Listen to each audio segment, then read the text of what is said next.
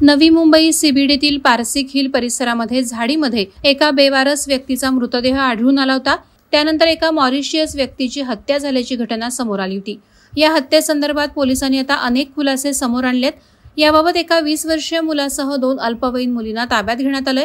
Police सूत्रांनी दिलेल्या माहितीनुसार मृत व्यक्तीचे नाव नवीन कुमार बाबू, वय वर्ष 53 असं असून तो मॉरिशियस देशाचा रहिवासी होता। त्याने 9 महिन्यांपूर्वीच भारताचे नागरिकत्व मिळवले होते। काही दिवसांपूर्वीच तो शहाबाज गावात राहायला आला होता। त्यापूर्वी तो उरणमध्ये देखील राहायला असल्याचं तपासात समोर आलंय।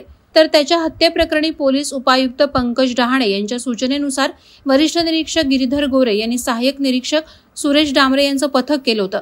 त्यांनी काही तासातच हत्येचा उलगडा करून सईद खान, वय वर्ष 20 याच्यासह 2 अल्पवयीन मुलींना ताब्यात घेतलंय।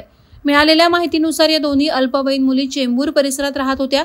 त्या सईदच्या मैत्रिणी आहेत। नवीन कुमार बाबू आणि सईद यांची ओळख असल्याने नवीन कुमार बाबू यानेही या दोन्ही मुलींसोबत ओळख वाढवली होती। नवीन कुमार बाबू या दोन्ही मुलींना पारसिक हिलवर झाडीमध्ये नेऊन त्यांच्यासोबत अश्लील चाळे करत असे।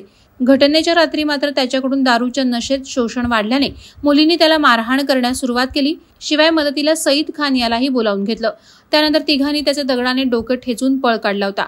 अल्पवयीन मुलींनी शारीरिक शोषणाला विरोध करत मित्राच्या मदतीने त्याची हत्या केल्याचं पोलीस तपासात समोर आलंय।